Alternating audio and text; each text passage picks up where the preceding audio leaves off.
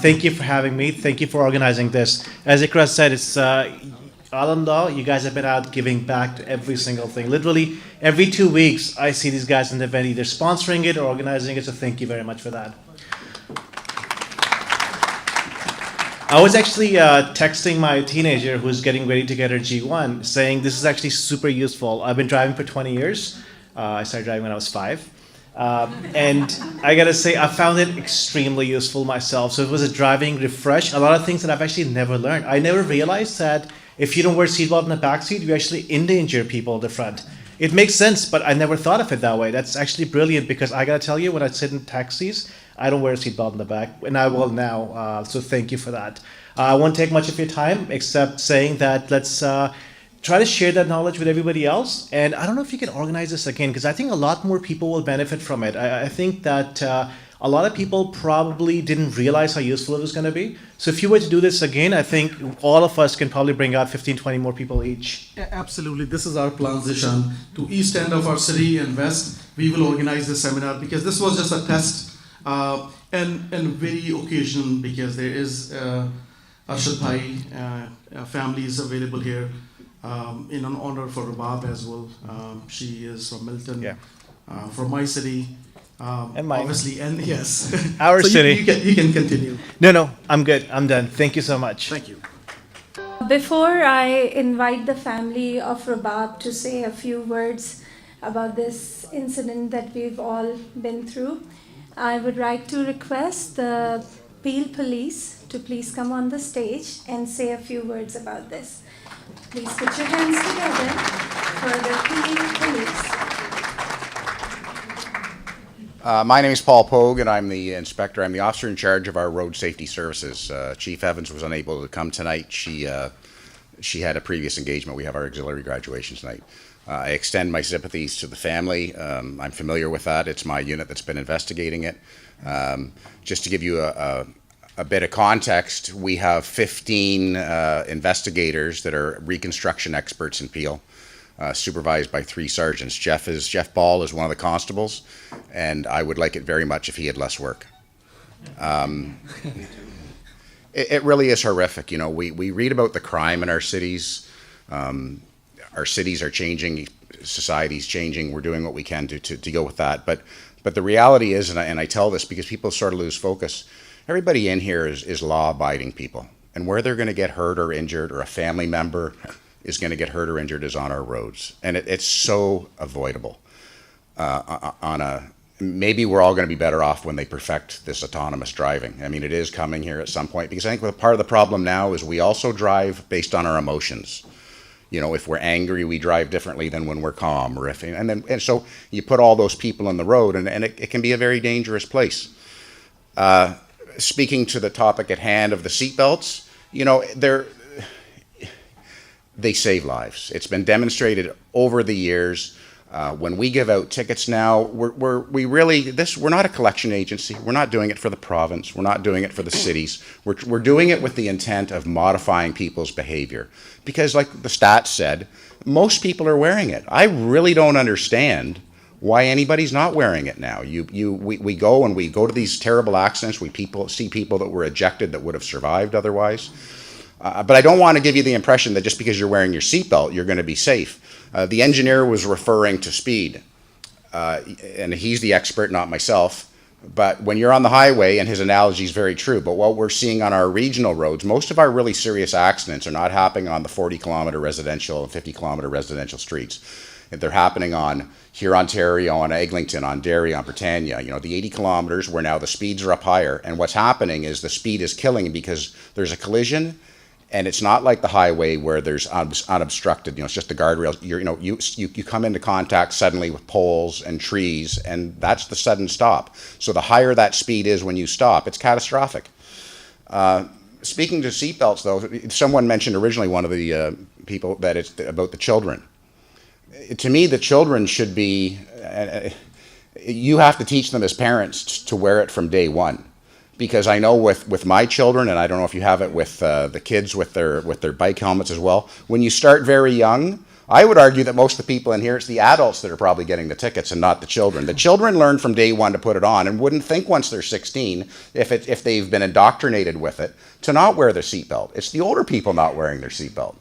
So I think it's very important for parents right from the get-go to be insisting that children be in those seats. Keep them in the child seats as long as they can according to their weight class.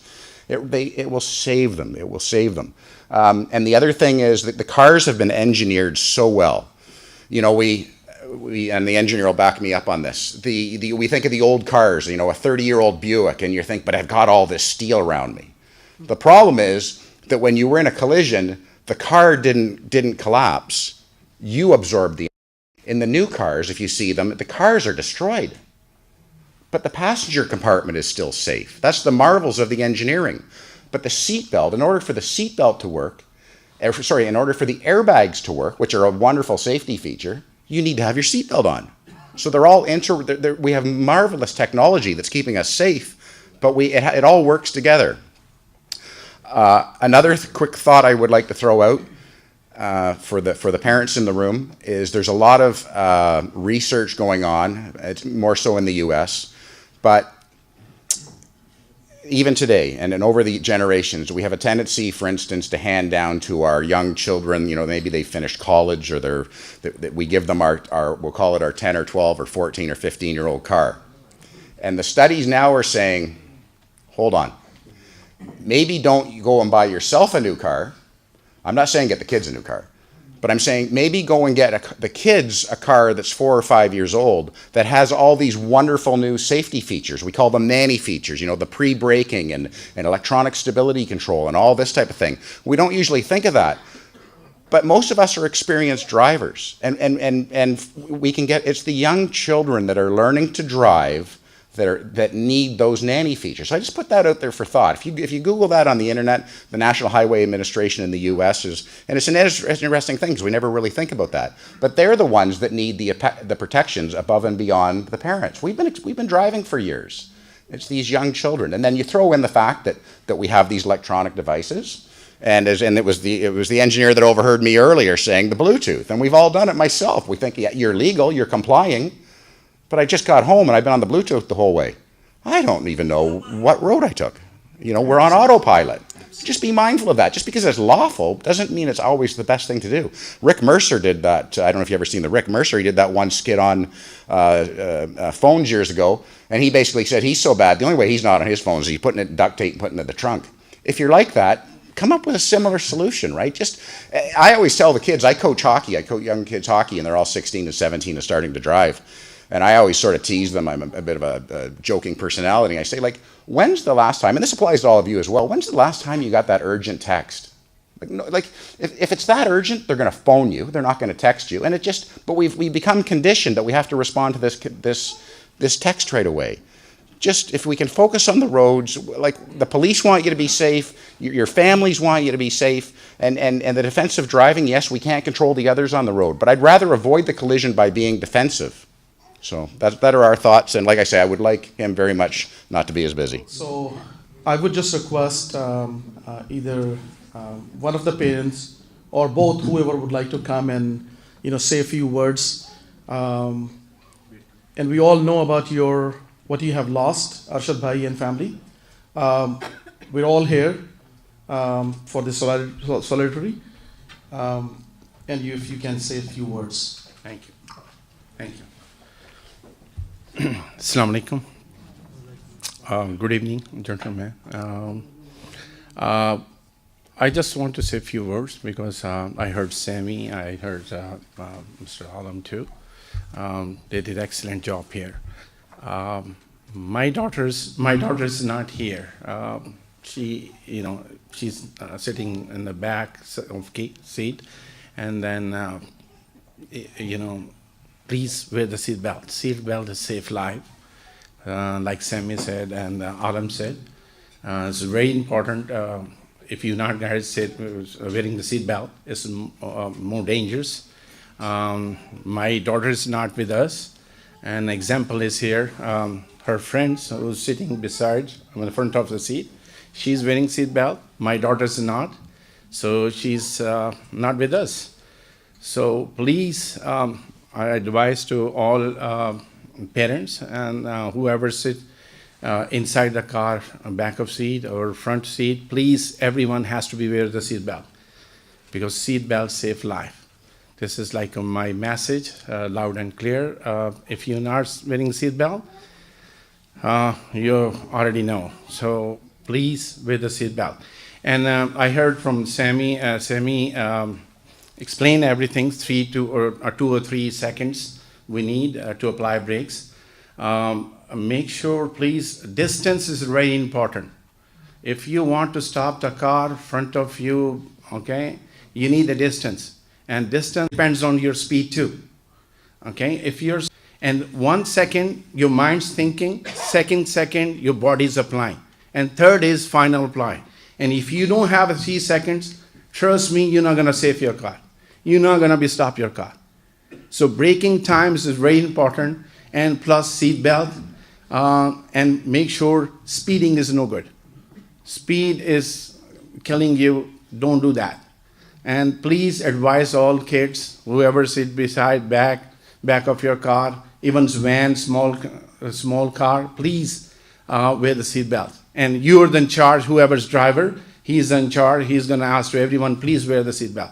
Thank you very much. So Ashok, as he just stated, she was wearing seat belt, and she is with us. Sabita, you want to say a few words about whatever message you want to give to all of us, all the elders, because we also make mistakes. We don't realize what we are doing. So if you want to say a few words, thank you. Rabab was like a sister to me, and I never thought that there will be a time when I won't be able to see her.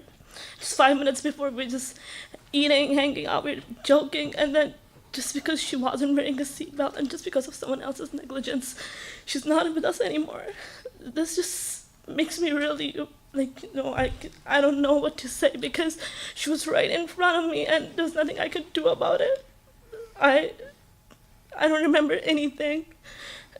Yes, I was wearing a seatbelt. Yes, the driver was speeding. I don't know whose fault it was. Maybe it was Rabab's fault not wearing a seatbelt. She should have worn a seatbelt. If she was wearing a seatbelt, she would have been with us right now here. It's just really, I don't have no words to talk about it. It's just, I'm sorry, but she just left me like that.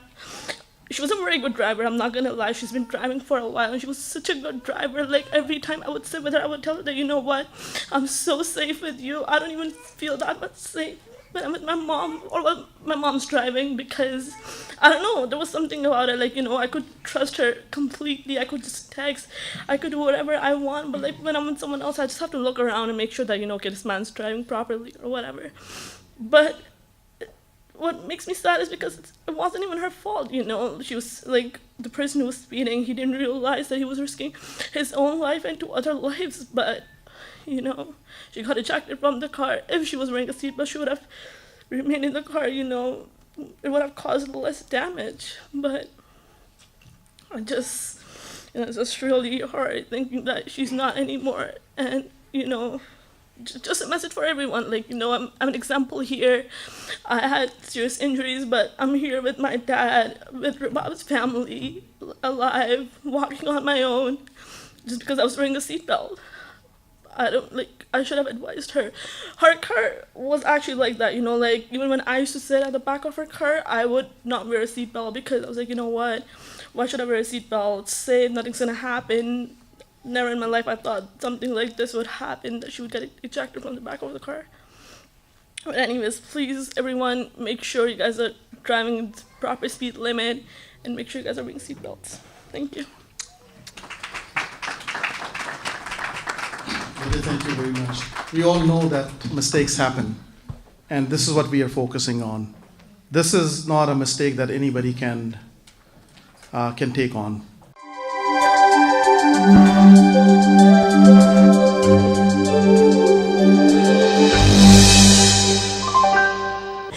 My name is Ikra Khalid, and keep watching Toronto 360.